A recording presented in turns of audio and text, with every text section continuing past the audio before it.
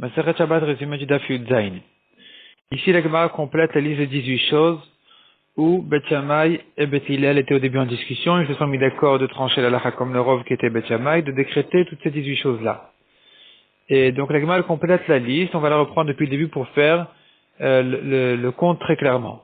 Donc, on a déjà une liste de 9 choses qui avaient été citées dans les dapim précédents. Donc, au début, la Gemara avait ramené 9 choses qui rendent la Trouma Pasoul. C'était dans le Daf Yud Gimel. Dans le Daf Yud Gimel Amud Bet, on a vu que certes, il y a 9 choses qui rendent la Touma Pasoul. Celui qui a mangé un aliment qui est Rishon ou Sheni la Touma, celui qui a bu des boissons impures, celui qui s'est trempé dans de l'eau puisée, sur qui a été versé de l'eau puisée. Le Sefer Torah rend la Touma aussi Pasoul s'il l'a touché. Les mains en général qui ne se sont pas purifiées, elles rendent la Touma Pasoul. Celui qui s'est trempé aujourd'hui au mikvé qui n'a pas attendu la nuit, il rend aussi la Touma Pasoul en la touchant. Et des aliments ou bien des objets qui sont devenus impurs à cause d'un contact avec des liquides impurs, toutes ces choses-là rendent la Touma Pasoul. On a ici 9 choses qui seront peut-être 8 choses comme on verra à la fin de la liste. La Gemara continue, donc quelles sont les autres choses? Il y a encore 2 choses qui ont été vues dans les Mishnayot précédentes, qui étaient celui qui lit à la lumière de la bougie ou celui qui vérifie ses vêtements de poux à la lumière de la bougie. Il nous en manque donc, ça fait 11, il nous en manque 7. Quelles sont les 7 choses qui manquent? Une chose qu'on a vue dans le daf précédent qui était celui qui mettait des récipients en dessous de la gouttière pour recevoir de l'eau de pluie. Dans un certain cas, il y a une marloquette Beth Shammai et Beth Hillel et que selon Rabbi Meir, ils se sont mis d'accord de décréter que c'est considéré comme de l'eau puisée volontairement qui rend le mikvé pasoul. Deuxième chose, donc des 7 dernières choses, un bâton d'une épaisseur de moins d'un téphar. Moins d'un téphar, si le tour du bâton fait un téphar, le périmètre fait un téphar, c'est suffisant pour faire passer la touma comme un toit d'un téphar.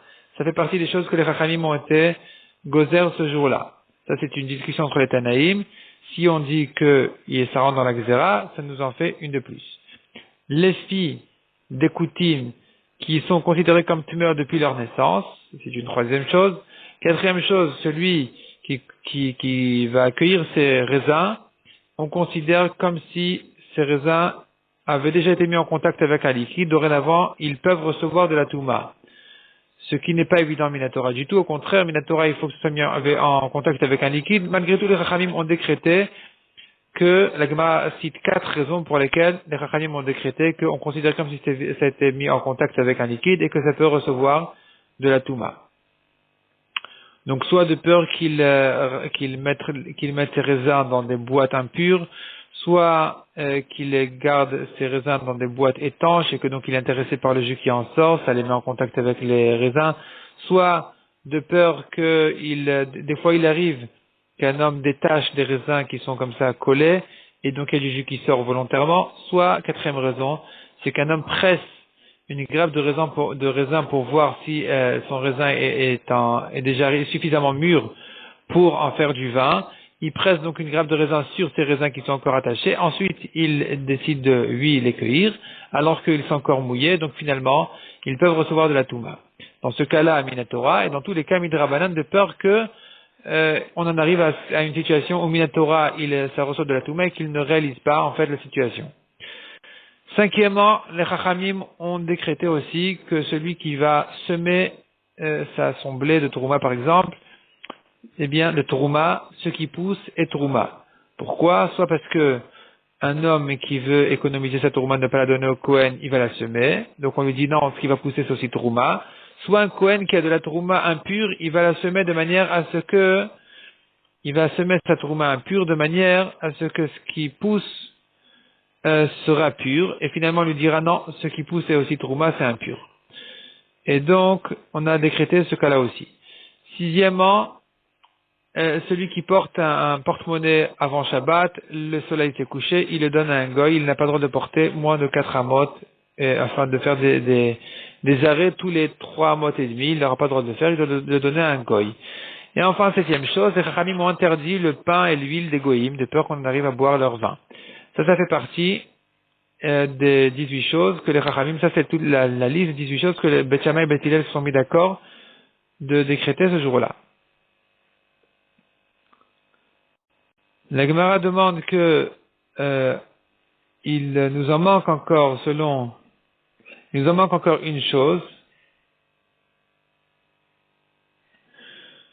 Selon Rabbi aussi qui dit que Beth Hillel ne se sont pas mis d'accord avec Beth Shammai en ce qui concerne les récipients qui ont été mis donc en dessous de la gouttière.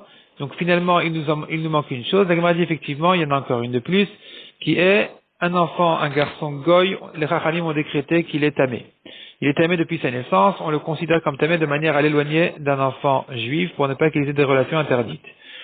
La Gemara dit, si c'est comme ça, alors ça nous fait une chose de trop, selon Rabbi Meir qui dit que les récipients qui ont reçu l'eau de pluie, ça rentre 8 dans les 18 choses. Donc avec ces garçons goïm, ça fait 19. Répond la Gemara, dans la liste des 9 premières choses qui rendaient la trouma pasoul, on avait compté les aliments et les objets qui sont devenus impurs pour contact avec, en touchant donc des liquides. On les a comptés comme 2 choses, on va les compter comme une seule chose. Mishnah suivante.